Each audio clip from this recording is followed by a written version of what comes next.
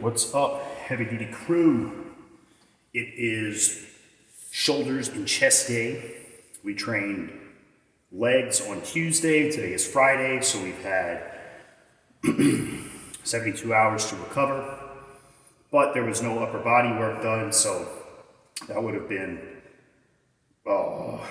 10 days since the last upper body session or longer.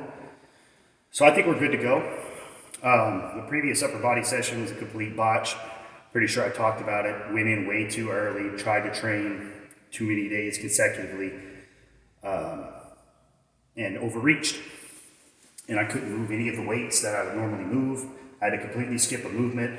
I was able to eke out and beat all my other sets, but having skipped one, we just count that as a loss, a net negative. So I'm returned, and I'm ready to go. I was looking over some pictures today of competing earlier this year, winning my first overall, and it really fired me up. It really has me focused.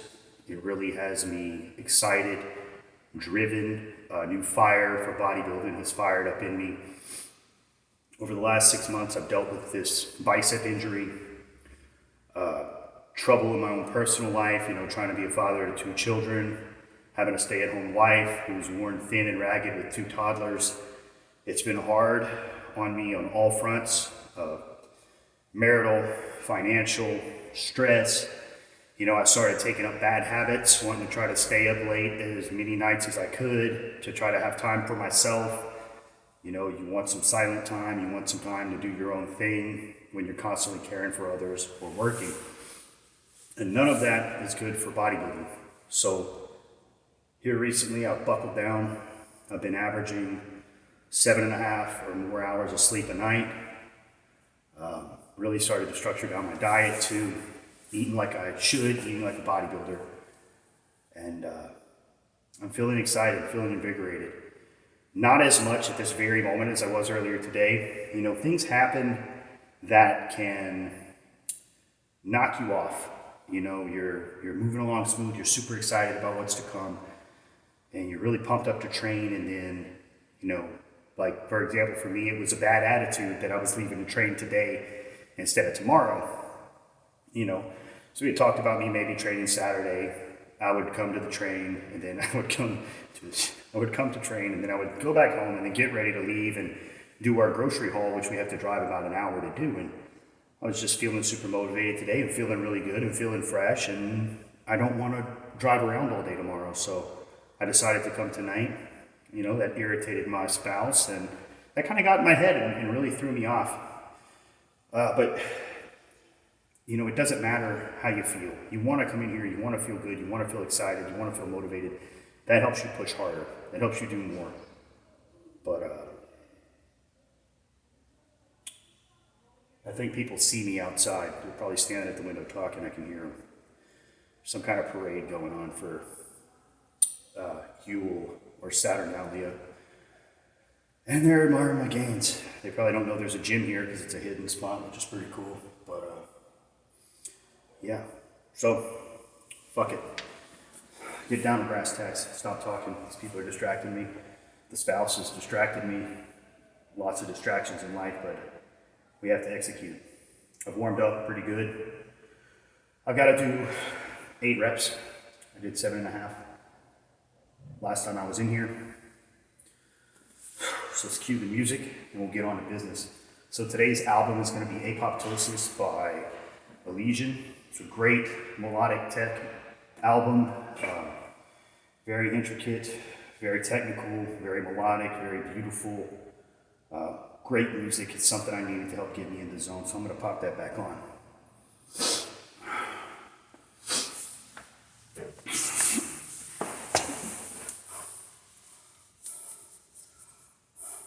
Here's a quick tip for you guys. When setting up with a barbell, make a diamond with your hands, come out, and that's where you want your position to be.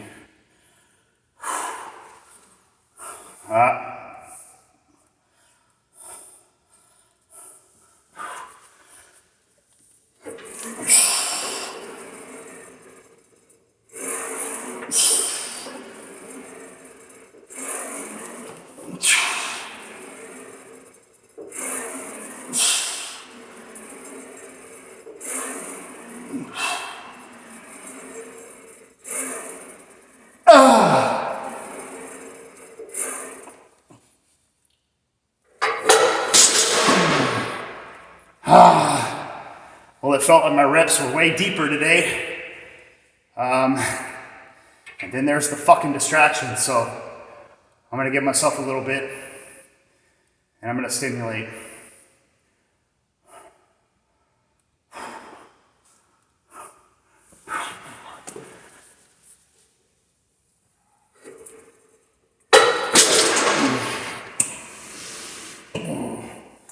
Well, I don't know what to blame that one on, whether adaptation didn't occur or if that was a technique thing. I know when I set up, I had a little bit too much arch in my back, and I could feel my lower back, not that I was in pain, but that I could just feel it. And then I adjusted my feet mid-set, but my reps were way deeper, and the movement of the weight felt more smooth. So, I could chalk that up to, I don't know. We'll judge by the rest of the workout. We'll see if I progress on everything else, then we're good to go. If I don't, then I gotta reevaluate again.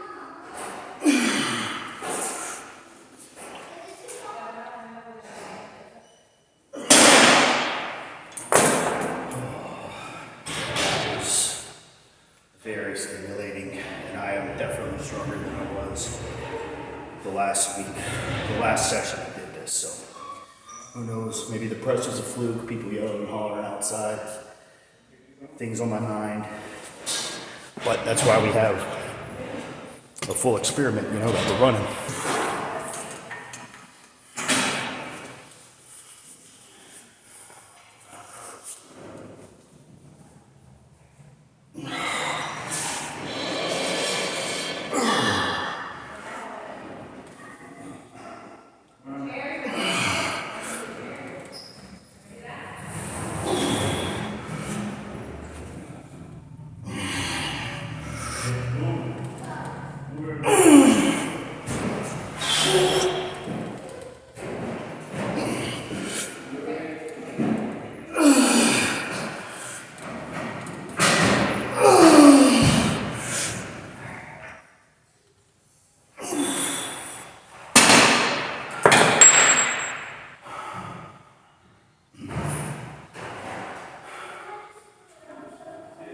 Did that one without music. Well, that was a win. Definitely beat reps. It was 9 or 10. All right, so we got our big front raise, our heavy front raise. 6 reps of 120 last time. So I'm gonna go to beat reps. Really in my head behind that missed lift. Everything starts stacking up, you know. Stuff happens at home before you come. Gets in your head. It's just so crazy. I was so fired up earlier today, so excited. I just need to tap in. I need to tap into it.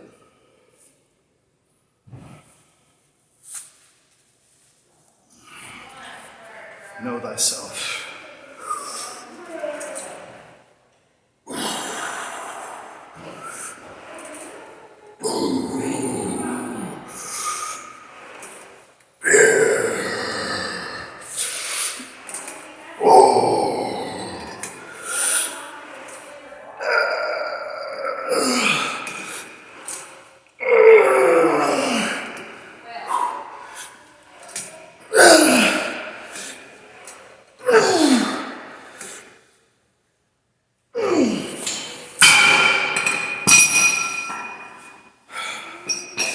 Now, see, I only got 6 But there are much better reps, much more control, much more time under tension with the negatives.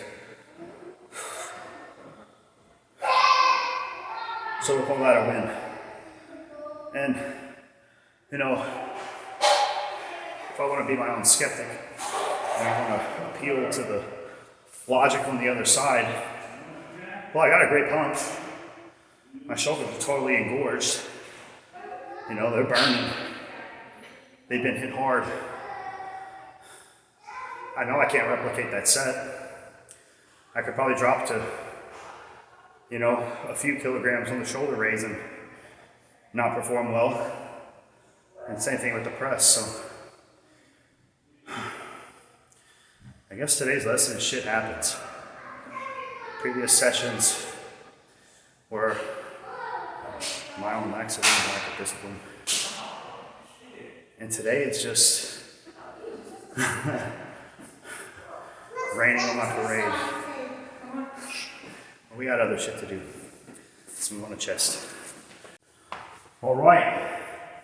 So I just had my mental spell broken. The noise you heard earlier was moving some lockers in. The owner was here and he stopped and talked to me. You know, first words to me was, "Holy shit, dude, you're full blown." And you don't ever see what other people see. And especially that I'm like out of my element, you know, I missed that lift earlier, before, you know, whatever. And the people around you see something completely different. And it's kind of like why I got excited earlier today was I looked back on things I didn't notice in the past, and I looked back at my old stage pictures, and I finally, for the first time, really appreciated how good I looked, how complete my physique was, how big I really was. And Percy says to me, "You gotta weigh every bit of 250 right now." And it's like, okay, that's far-fetched, but, you know, it fired me up. It snapped me out of it. And so much of this thing is mental, because your effort, your maximum effort, is nothing but mental. And if you're not in the right headspace, you're not going to be able to achieve the maximum output. This is maximum effort training. That's what high intensity is. This is max intensity training. That's what I do, is maximum intensity of effort. So I'm ready to train chest. I did my little warm-up set with my press, with my cable press, and it felt amazing. Chest feels really good. And yeah, so I did 10 reps of 22 kgs. I think last time I added some kind of catch weight to split the difference, so, you know, add a little more, because I matched reps that I didn't mark it in my log as a miss. So I'm assuming I put something else on it. But either way, we're gonna go for 24 kgs. We're gonna reset the reps. I had to put on some new music too. I had to put on some Sugar.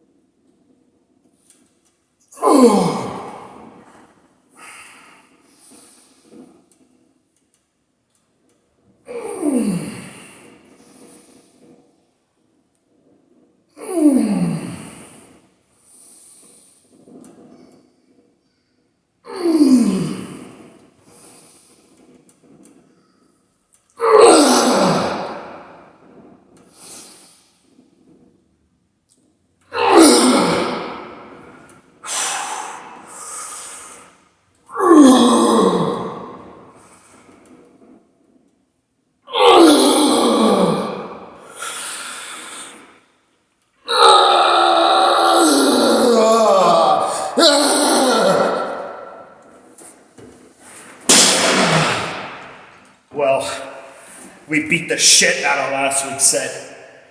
I was just losing stability with this arm, and I couldn't comfortably get back in to push for another rep. But fuck it. We crushed. we crushed, we went up in weight, we exceeded the rep range. So even if I mark that down to 9 or 10, I'm gonna go for a little more weight next time. So that was huge. Definitely a shift in the momentum. Definitely a shift in the momentum.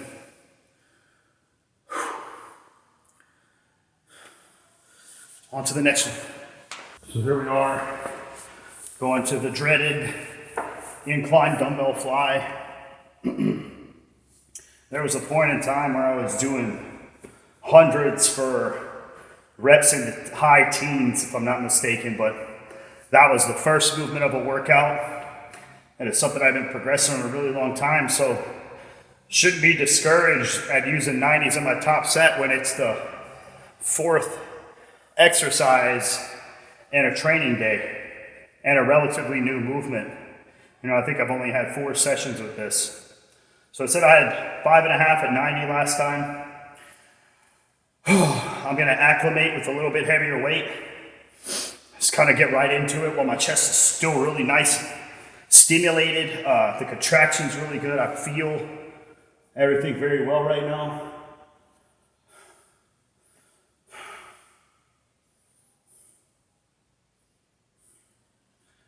Just jamming some Sun Eater, job for a cowboy.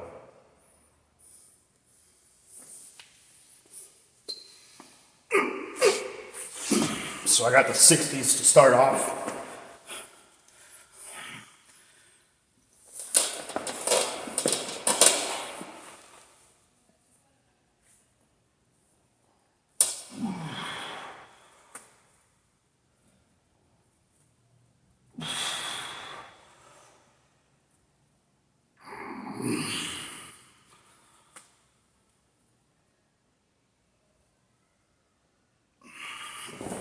Good stretches there.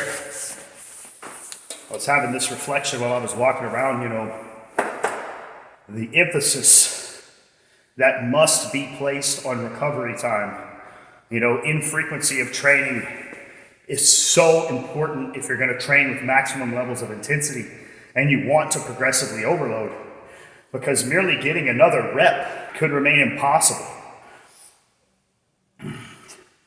And most programs' solution is going to be extensive periods of suboptimal training to quote unquote deload you so that you could come back in and start a new training block with it. Which is silly. But I know what I need to do. I need to maintain quality sleep. I need to maintain disciplined eating. I need to learn how to manage my own stresses and control my inner dialogue. It is such an important thing that I am just reminding myself of now, is you have to have internal dialogue. Like, you know, when my wife starts up that she's upset that I'm having to come train because she's tired of being with the kids all day or whatever, you know, I have to put that out of my head. I can't allow myself to be irritated that she's not being supportive or understanding of what I'm trying to do or achieve.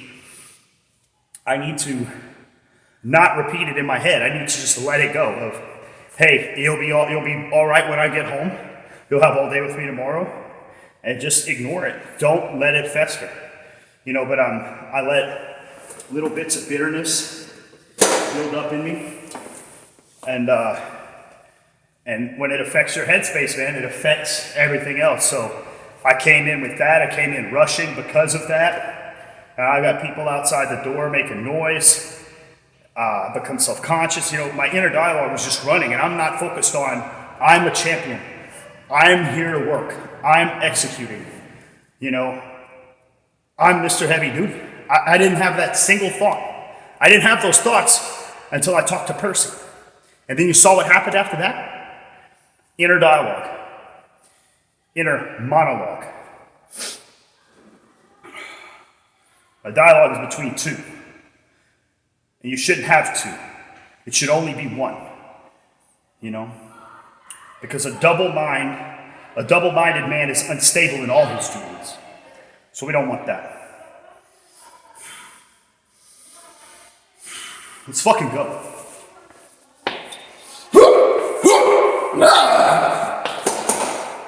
Oh, yeah.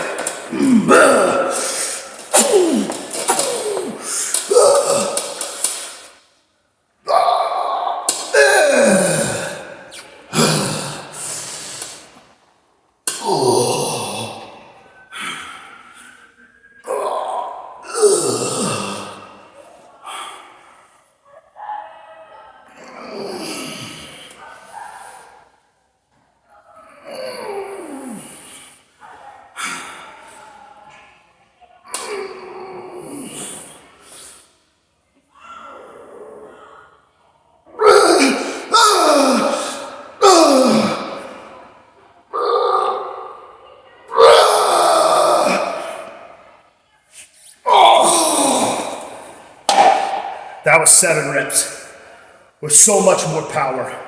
The only thing holding me back is this left side. Just the muscle needs to grow in. The nerve endings need to reconnect. That's just leftover BS from the injury. But that moved. You saw it during that set. You saw the mindset change. You saw me control my inner monologue. And you saw effort. I want you to appreciate this pump.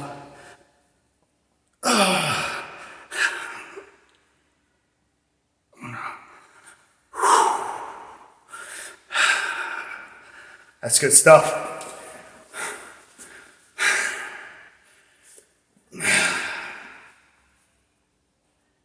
Yeah, there's a little for me. Oh, hi there. Didn't see you watching. Yeah, that was awesome. That was an awesome set. Wow. The change in mentality, how I feel in my own skin, that sickly anxiety, that sickly worry of I came too early, I didn't do X, Y, or Z. It's all gone. You know, I know that when I'm able to give it my all, I improved. But hell, now with this mentality, I could look back at that first set of 275 for 6. Instead of seeing that as a failure, I say, wait, my reps felt more powerful. It felt more powerful out of the pocket. I went lower on my reps. I had more range of motion. That's a win. You know, now I'll come back and I'll do 7 or 8 reps with that technique improvement, and that is significantly far ahead than 2 sessions ago. So much is perspective, so much is mentality. We have to keep that in mind if you're going to train with maximum effort. If you want to go through the motions and knock off numbers and do your 5 sets of 10, you know, that's you, but that's not what I'm trying to do. I can't come up with a scientific theory to back up why that is reasonable and why that works. You know, I can't do that. So I have one that's sound right here. So we're moving on to the assisted dip. I had 50 pounds of assistance and did 9 reps last time, so I'm going to shoot for, let's see, I'm going to give myself, I'm going to give myself 40. Yeah, I'm going to do 40. I'm not going to take too big of a joke. I'm going to give myself 40 pounds of assistance. And I'm going to really tap into this chest. And I'm going to jam some necrophagist while I do it.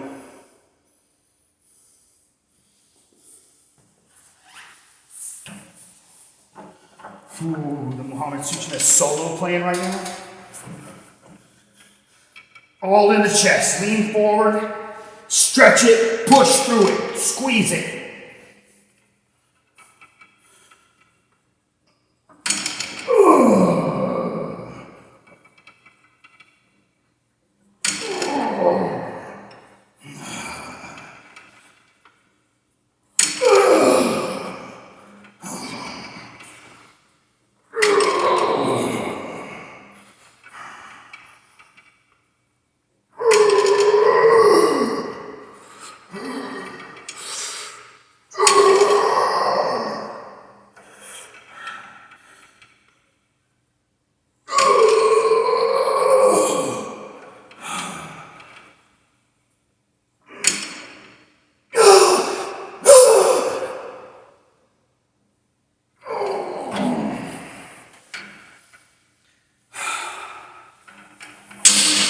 That was another set that was just absolutely annihilated.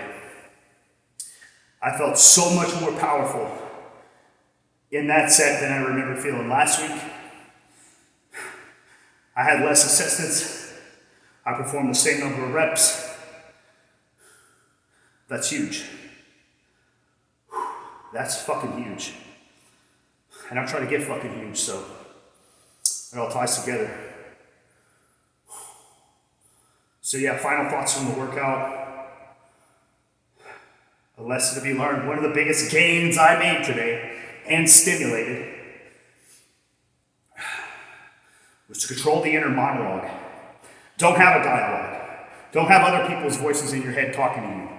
Don't have other people's emotions clouding yours. Don't have circumstances involved with your training.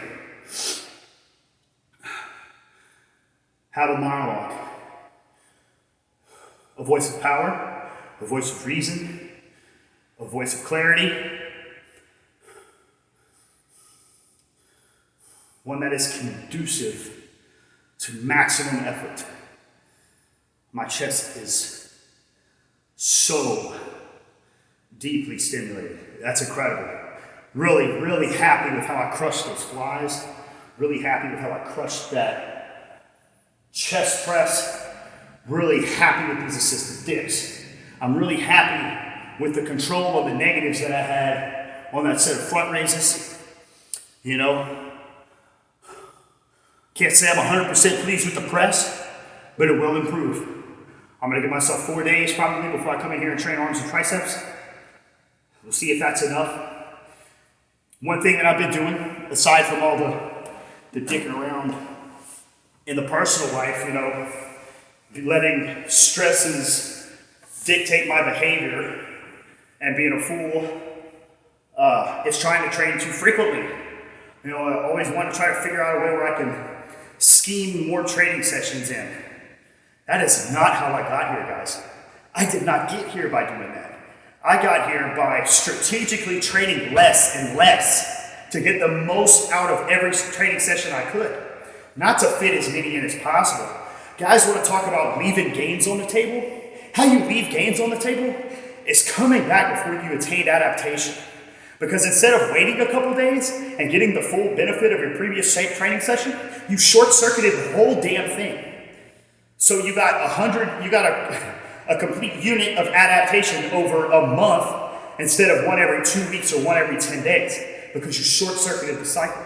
Or you're getting fractions of that don't add up to the grand scheme if you spaced it out properly. So that's leaving gains on the table. Everyone thinks this is so minimalist. No, it's doing what's required. I am maxing out on every stat right now. This isn't minimalist. I'm training as hard as I possibly can. I'm putting as much emphasis and effort and focus on every fucking portion of every rep that I'm putting in so that I can get the maximum returns on it. You know? And that's what requires me to take the maximum amount of rest times possible. The maximum amount of infrequency so that I can actually attain adaptation and not just recover and repeat the same crap over and over again. You know? Anything less than that is leaving gains on the table. I mean, I'm maintaining this physique and improving it despite all of the nonsense that's been going on in my life, despite having a brutal injury.